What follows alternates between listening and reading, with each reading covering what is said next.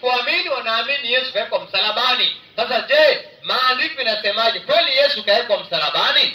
Qur'an imesema wale wanaamini Yesu kafa wako na doubt, wako na shaka. Hiyo shaka ndio naanza kuitoa sasa moja baada nyingine. Ya kwanza, kanisa la SDA waeke msalaba. Roman wanaeka. Hiyo ni itilafu, wanatalifiana. Itilafu ya pili, kitabu cha Mathayo 28:1 inasemaje?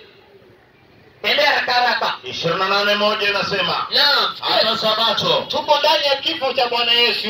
Leo kuna kifo Hata Sabato ndio ilipokwisha, ndio ikipambazuka siku ya kwanza ya juma, Maria Magdalena na Mariam yule wa pili walikwenda kulitazama kaburi. Tulia, hiyo ni Biblia, ripoti ya kifo cha Bwana Yesu. Tunaambiwa Mariamu wawili walikwenda kuangalia kaburi sehemu Yesu alikuwa amewekwa kwa mujibu wa imani wa Kristo. Sasa hawa ni mashahidi ambao ni wawili wameenda kuangalia kaburi, Mariamu na Mariamu Magdalena. Enda hapo kitabu cha Marko 16:1 Marko. Alafu niambie hii kesi kipelekewa Maraga, jaji mkuu wa Kenya, itafanywaje? Wewe sikiza statement Inasema hata Sabato ilipokwisha. The same statement hata Sabato ilipokwisha kupita, ndio Maria Magdalena na Mariam mamaye Yakobo na mamake Yakobo na Salome walinunua manukato ndio wapate kwenda kumpaka. Mathayo amesema wanawake ni wawili. Marko anambia wewe haujui. Na wao ninaambiwa Biblia imeandikwa na watu wakiongozwa Roho Mtakatifu, na Roho Mtakatifu hakosei. Lakini aliyemwendea Mathayo akamwambia hapana, wanawake ni wawili. Aliyemwendea Marko akamwambia hapana, walikuwa ni watatu. Naye mwanafunzi mwingine kifo cha Yesu asemaje? Mwanafunzi Luka 24:1 Luka ndio kwambia hii kesi ikipelekwa kwa mahakama kuu ya Kenya inapigiliwa nje, haina ushahidi. Twende. Kweli yupi? Naomba utoe kidogo na inasema ndio hata siku ya kwanza ya juma, the same statement, ndio ilipoanza kupambazuka walikwenda kaburini. Huyu hatajui ni wangapi wakiyaleta manukato. Yaani Roho Mtakatifu amemteremkia Luka akaandika injili ya Bwana Yesu, anasema mimi sijui ni wangapi, walikwenda tu. Tumwache huyo tu. Anajua Biblia, injili kwa mujibu wa Biblia imeandikwa na wanafunzi wanne: Marko, Luka, Yohana na Mathayo. Sasa chukua mwisho. Wewe Yohana unasemaje? 21 kitabu cha Yohana. Twende. 21. Ndio nakwambia hii kesi hakuna. Twende. Mwandishi wa nne wa Injili ndio anasemaje? Hata siku ya kwanza ya juma, Maria Magdalena ndio alikwenda kaburini alfajiri. Huyu Roho Mtakatifu alimkujia Yohana akamwambia mwanamke alikuwa ni ngapi? Moja tu. Sasa tuambieni Yesu yupi wa kafa? Wakati hapo anasema ndani ya Qur'ani walikuwa wawili, walikuwa na watano na umbwa wao. Ile ni Ashabu al-Kahfi. Ile ni story nyingine tofauti kabisa, haikiani na hii kifo cha Bwana Yesu. Basi alipotoka hapa akasema hivi, nimemsikia akasema Qur'ani sura ya 19:33, na amani iko juu yangu siku niliyozaliwa na siku nitakayokufa na siku nitakayofufuliwa kuwa hai. Kwa hivyo kifo cha Bwana Yesu kitakuwa ni cha amani, lakini kile chenu sio cha amani ya kupigwa misumari. Hiyo si cha amani tena. Kwa hivyo Qur'ani ni tofauti na kile ambacho mnazungumzia nyie. Alafu kifo katika Biblia na ndani ya Qur'ani ina maana nyingi. Kifo sio na maana moja. Ukisikia Yesu ametoa andiko, nilikuwa nimekufa na mimi niko hai. Yesu asema alikuwa amekufa na sasa yuko hai. Hapo muelewa alikuwa kimaanisha nini? Luka 15:32. Sikia habari pasta. Ukisikia kufa sio kufa tu. 15. Kuna kufa tiza. Sisi kama ni kuna kufa kulala, kuna kufa kwa kufa. Twende. Kuna kifo cha mende. Unaona? Sasa inasema tena kufanya furaha ndio na shangwe ilipasa. Ndio kwa kuwa huyu ndugu yangu alikuwa amekufa. Unaona Yesu asema nilikuwa nimekufa. naye huyu naambiwa amefufuka. Cheka pole. Yesu asema nilikuwa nimekufa na sasa niko hai. Kuna mwingine katika Biblia asema huyu ndugu yangu alikuwa amekufa na sasa amefufuka. Twende. Yani alikuwa amepotea.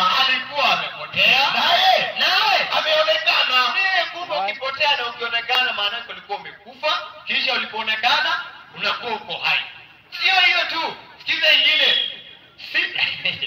Waislamu takbir. Swali, je, Yesu alipotea? 7:25 kitabu cha Yohana. Twende.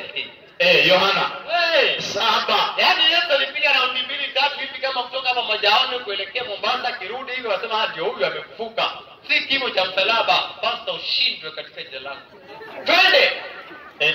Yohana 7:25 na inasema basi baadhi ya watu wa Yerusalemu ndio wakasema je, huyu siye wanayemtafuta ili wamuue? Twende. Na kumbe anena waziwazi, ndio wala hawamwambii neno. Twende. Yamkini hao wakuu wanajua hakika ya kuwa huyu ndiye Kristo. Twende. Lakini huyu tumjua atokako. Ile 32 kwa ajili ya wakati. 32 ndio inasema Mafarisayo wakawasikia mkutano wakinung'unika hivi juu yake. Basi wakuu wa makuhani Mafarisayo wakatuma watumishi ili wamkamate. Basi Yesu akasema bado kitambo kidogo nipo pamoja nanyi, kisha naenda zangu kwake yeye aliyenipeleka. Mtanitafuta. Yesu asema mtanitafuta wala hamtaniona. Nami nilipo. Ninyi hamwezi kuja. Allah, na walikuwa kimtafuta wafanye nini? Wamuue. Na Yesu anamwambia mtanitafuta wala hamtaniona. Hiyo sema Yesu ni muongo. Fanye muongo leo. Nasema ati ex-imam. Maimamu angekuwa hivyo mimi singekuwa mama wako. Ukisikia kufa kwa mujibu wa Qur'an na Biblia kuna maana nyingi. Sikia kwa Qur'an Mungu asemaje? 6:60 Qur'an. Dakika 3. Natosha hiyo kumtoa kwanza kanisani mpaka msikitini. Asante. Lakini huyo akisilimu mahali ya kuweka sadaka atumweki kabisa. Huyo utakuwa wewe katika kuadhini tu ndio kuswali. Sio mkimweka karibu anajua kule chazo yeye ya mashilingi. Sasa mkimweka karibu na box ya msikiti pale. Utaamka asubuhi mkija hakuna muadhini wala nadaki muadhini. Twende inasema naye ndiye anayekufisheni. Naye ndiye anayekufisheni, anayekutieni usingizi wakati wa usiku. Maana yake anakutieni usingizi wakati wa usiku. Na anayefahamu mnayotenda wakati wa mchana. Unaona Kisha yeye ukufufueni humo mchana. Anawafufua humo mchana. Kwa hivyo ukilala unakufa, ukiamka umefufuka. Ayasikia maneno ya Yesu ambayo kidogo kuelewa itakuwa ni ngumu kwako. 8:22 kitabu cha Mathayo. Ukisikia kufa sio kufa tu. Twende Mathayo 8:22 Mathayo. Inasema twende haraka Mathayo 22. Lakini Yesu akamwambia nifuate. Yesu akamwambia mwanafunzi wake nifuate wewe. Waache wafu wazike wafu wao. Waache wafu wazike wafu wao. Waache wafu wazike wafu wao. Sasa pastor ukija hapo nisaidie. Mtu maiti atazikaje maiti? Huyu ni maiti wa vipi? Huyu ni maiti wa vipi? Yesu anasema waache wafu, maana yake maiti akazike maiti wenzake. Swali, ukija hapo nisaidie. Huyu mtu ni maiti amekufa. Anazikaje maiti? Ukishindwa uniambie nikufundishe. Qur'an sura ya 3 yake ni 54. Twende. Sura 3 aya yake ni 54. Tembea haraka. Nasema na Mayahudi walifanya hila. Na Mwenyezi Mungu akazipindua hila zao. Twende. Na Mwenyezi Mungu ndiye mbora kupindua hila za watu wabaya. 55. Kumbukeni Mwenyezi Mungu aliposema, ewe Isa, mimi nitakutimizia muda wako wa kuishi. Hawatakuwa hao maadui. Kama kibaki muda wake mtawala uliisha, amekufa na yuko hai. Maana Kiswahili yetu funzi Kiswahili mtalipa tuition 500. Hapa mnasemaje Waislamu? Tuwafundishe Qur'ani bure.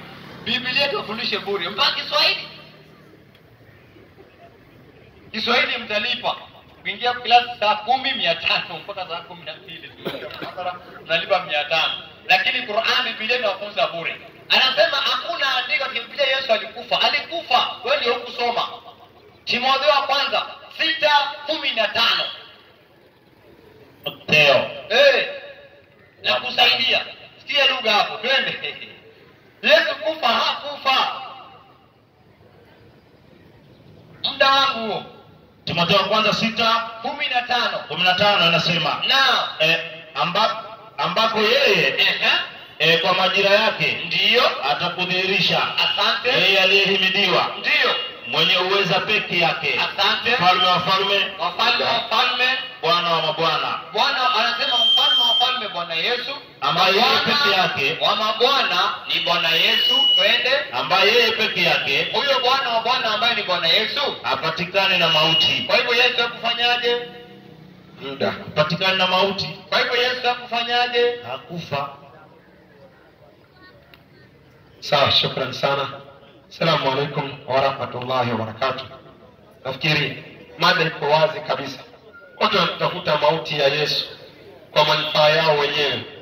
Lakini sasa maandiko yako wazi kabisa na kila mmoja atajifanyia maamuzi kulingana na anavyosikiza maandiko. Dakika ambazo tunaziendea sasa katika kipindi cha pili ni dakika 10. Wale wa Kristo waweze kujitafuta pale walipo ndio tuweze kuwasikia wanasema nini.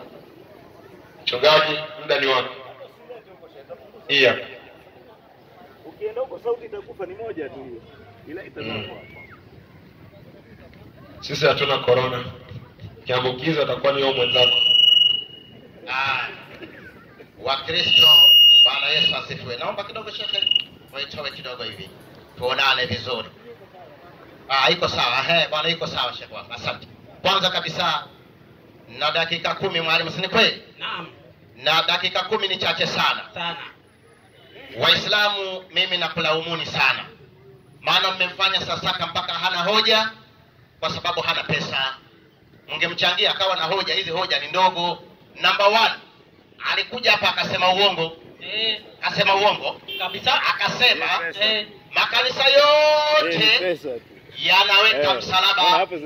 Kanisa la Kisabato haweke nini? Msalaba. Sitaki kuwa msemaji wao, lakini nataka nikusaidie hivi. Makanisa yote yanakubali kifo cha nani? Cha Yesu. Sasa ungekuja hapo kwa mkweli useme hivi, makanisa yote yanakubali kifo cha nani? Cha Yesu. Isipokuwa kanisa gani? SDA. Hapo tungejadili. Namba 2, elewa, ni baadhi ya makanisa ya SDA ndio hayaweke nini? Lakini ukienda Europa kama UK, US, wapi, South Africa kwingine makanisa yanaweka. Kwa hivyo mjengo wenyewe unategemea. Nataka nikusaidia kidogo katika mafundisho kidogo tu. Msikiti huu mnavyojenga, Mtume hakujenga hivi, lakini nyinyi mnajenga. Kwa hivyo wengine wakijenga tofauti na vile ambavyo Mtume hakujenga, hejamaanisha kwamba wanapingana. Wewe umesoma wapi wewe? Huu mnavyojenga hivi, mkaweka mpaka mimba, sijui nini, hii ilikuja wakati mauaji wamezidi, kina Uthman bin Affan anauawa. Wewe tu tarehe nitakufundisha vizuri. Na unipe. Unafikiri mimi nikulipe? Wewe utanilipa mimi. Nafikiri umeelewa. Kwa hivyo hakuna Mkristo anayepinga kifo cha nani? Cha Yesu Kristo. Ujenzi wa kanisa ukiweka msalaba, na hakuna Mkristo anayesema msalaba ni laana. Hakuna. Na kama yupo, wacha kutumia mate. Lete kitabu chake kimoja aseme msalaba ni nini? Kama yupo tunafunga mkutano. Hiyo sasa nimemaliza. Waislamu walikuwa wamefurahi sana wakifikia unasema ukweli, kumbe ulikuwa unasema uongo. Mwalimu akaja akamalizia Timotheo wa kwanza. Mimi na tabia moja. Anapomalizia anapenda pale pale. Timotheo wa kwanza 6:15. Sasa wewe anzia 12. 6:12 Timotheo wa kwanza. Sikilizeni wewe sasa, ndio. Inasema hivi mwalimu wangu. Piga vita vile vizuri. Ndio. Vya imani. Sana. Shika uzima. Sana. Ule wa milele. Sarakta. Ulioitwa ukaungama maungamo mazuri. Ndio. Mbele ya mashahidi wengi. Sana. Nasema. Ndio kusoma. Na kuagiza mbele za Mungu. Sikilizeni, huyo ndo katoa andiko si mimi. Na kuagiza mbele ya Mungu aliyehifadhi hivi yote Ndiyo. na mbele za Kristo Yesu Ehe. aliyeungama maungamo mazuri. Akasema huyo ni nani? Ni Yesu, si ni kweli? Kabisa. Yesu aliungama nini? Maungamo mazuri. Kwa hivyo huyu amekubali Yesu aliungama nini? Maungamo mazuri. Akawafanya Waislamu wasielewe. Malizia sasa. Inaendelea kusema Ndiyo. yale ya Pontio Pilato Akiwa mbele ya mfalme anaungama maungamo mazuri, sio kuuza chips. Ndiyo. kwamba ulinde amri hii pasipo mawaa, Ndiyo. pasipo lawama, Ndiyo. hata kufunuliwa kwake Bwana wetu Yesu Kristo. Kumbe yule ambaye alikuwa anamzungumza sasa 15 aliyosoma watu wajue janja zake. Ndiyo. Ambako yeye kwa majira yake atakudhihirisha Na yeye aliyehimidiwa, ndiyo. mwenye uweza peke yake, Ambaye ni Yesu. mfalme wa wafalme, Ndiyo. Bwana wa mabwana, Ndiyo. ambaye yeye peke yake Ambaye yeye peke yake hapatikani na mauti. Kwa hivyo huyu ametangazia Yesu nani? Ni Bwana na ni Mungu wa pekee. Ubarikiwe. Na hao ndio watu wazuri. Lakini mimi nafikiri wangerudi kanisani tu, maana huko msikitini unachafua. Mwalimu, sasa kwa nini Yesu asipatikane na mauti? Kimbia katika Warumi ngapi ile? Inaitwa Warumi 6 aya yake ya 9. Kwa nini sasa Yesu hawezi kupatikana na mauti? Unganisha vitu vizuri. Soma andiko mwalimu. Warumi 6 aya yake ni ya 9. Chap mwalimu. Namba 9. Pepo hapo. 9 muhimu sana.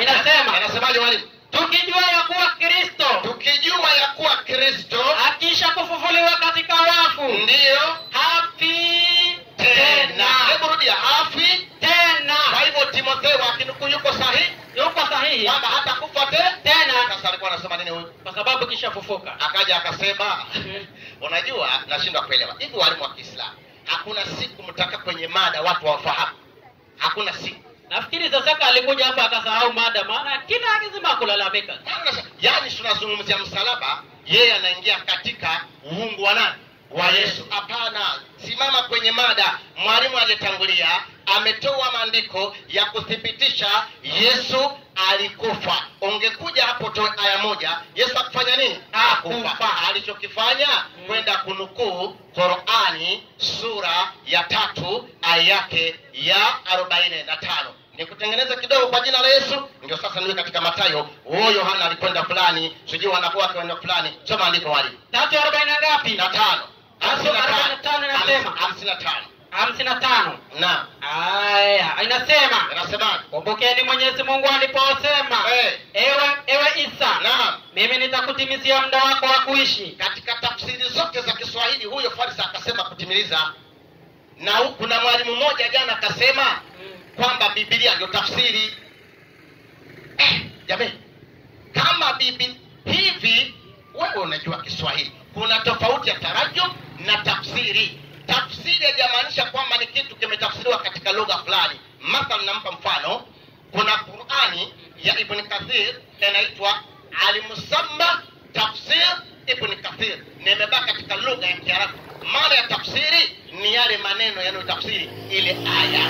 Kama aya imetarjuma katika lugha ya Kiswahili inaitwa tarajum, chini ndio tafsiri. Sasa Ibn Kathir tunamnukuu kwa aya hii ambayo inasema inni mutawafika, mimi nitakufisha. Ukisoma Ibn Kathir katika aya hii, na kila siku nawafundisha amtai kusikia, na nukuu tena Ibn Kathir, kuna hadithi zinasema hivi, ikhtalafa al-mufassiruna fi qawlihi ta'ala, wenye kutafsiri Qur'an wamegawanyika.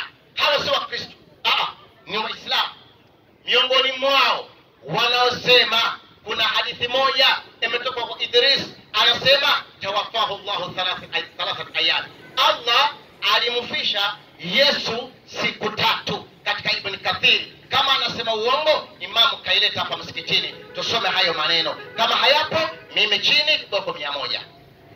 Kama yapo, sikiliza vizuri, narudia, tawaffahu Allahu thalathat ayyam, Mwenyezi Mungu alimufisha Yesu siku 3, thumma ba'athahu, kisha akamfufua, thumma rafa'ahu, ndipo akampeleka wapi? Mbinguni. Mbona mnasoma hamuelewi? Kisha unakuja kusema tunabuni? Hapana, hayo ni maneno yenu. Na Ibn Abbas anasema maana ya tawaffa aymumituka, manake nitakufisha. Kwa hivyo Yesu alikufa ndipo akanyanyuliwa kwenda wapi? Mbinguni. Hiyo nafikiri nimeelewa na Waislamu meelewa. Hatusome vitabu vya kwetu, ni vya kwenu. Kwa ukipinga msalaba wa Yesu ama kifo cha Yesu, uko mbali sana na ukweli. Mwalimu Na mwalimu. sasa akaja akasema msalaba ni kifo cha laana. Msalaba ni nini? Ati ni kifo cha laana. Anuku kumbukumbu, siende kwenye kumbukumbu. Kutaka kuthibitisha mtu akifa juu ya msalaba amefanyaje? Amelaaniwa. 7:124 Qur'an. 7:120. Sijui kama atarudi nimpe kazi. 7:127 Qur'an. Elimu sasa katalipia. 100 na ngapi? 24. 124. Ya, 7:124 Qur'an. Aya Qur'ani inasema 7:124. Naam. Lazima nitakata mikono yenu. Hapa ni kisa cha wale kwa imani ya Kiislamu, wale waliokuwa wachawi baada ya kumwamini Allah, wakamwamini Nabiiullah Musa na Harun, wakapinduka wakasujudu kwa imani kwa mafundisho ya Kiislamu. Sasa walipoamini, Firaun akasema maneno haya. Kwa hivyo wale walioamini ni Waislamu kwa imani yenu. Soma andiko. Inaendelea kusema Naam. kwa kupendelisha mkono wa kulia na mguu wa kushoto. Ndiyo. Utakuwa pamoja. Au mkono wa kushoto na mguu wa kulia. Ndiyo. Kisha nitakusulubuni nyote Kwa mwe. mujibu wa Qur'ani, kuna Waislamu walifanyaje? Walisulubiwa. Kwa hivyo wamelaaniwa. Dakika moja. Hakija tuambie. Jamani, hii vipi, mbona mnasoma maandiko haraka haraka? Mwalimu akaja akasema kwamba Yohana anasema hivi, Yohana anasema hivi, wacha nipatie aya 2, 3:45 Qur'an. 3:45. Kitabu cha Na Qur'an. dakika 10 zinakwenda haraka. Alafu isasaka mzuri. Maandiko yote yaliyotoa yalikuwa yanaenda kaburini. Kaburini. Yaani Yohana kaburini. Sasa je, kaburi lilikuwa la nani? Sasa. 3:40 ngapi? 45. Aya 3:45 inasema. Na mwalimu, Kumbukeni waliposema malaika. kumbukeni, hiki ni kisa cha Mariamu, malaika anakwenda kwake. Kumbukeni waliposema nini? Malaika. Au malaika ni wengi ama ni moja? Ni wengi? Ni wengi? Aya soma 19 nimalizie hapo. 10 na ngapi? 19. 19. Kisa kile kile cha Allah kutuma malaika kwenda kwa Mariamu, hapa tunaambiwa ni malaika wengi. Aya 19 Qur'an. Inasema suratu Maryam. Naam. Inasema hivi. Inasemaje mwalimu wangu? Chanifikia nimefikia inasema. Malaika akasema, hapa tunaambiwa ni malaika nani? Mmoja. Pale ni wangapi? Ni wengi. Sasa hujaiona hii? Sasa ni yupi na yupi? Ukija hapo ukizungumza kitu, kuwa makini sana ili watu waweze kuelewa, na Mungu akubariki sana. Haya. Shukrani sana. Nafikiri umepita kwa kiwango cha uwezo wa akili yako kuhusiana na kutangaza mauti ya Mungu wenu Bwana Yesu. Nafikiri ni siku ya taazia ya kutangaza mauti ya nani? Ya Mungu wao. Na sasa nafikiri mwalimu amekuja akakubaliana naye kwamba ni kweli Mungu wao alikufa. Amekubaliana naye kabisa. Lakini namshangaa kwa kitu kimoja. Amekuja akazungumza maana ya tarjama na tafsir. Tarjama na tafsir. Tamrekebisha kwa sababu gani? Simshangai.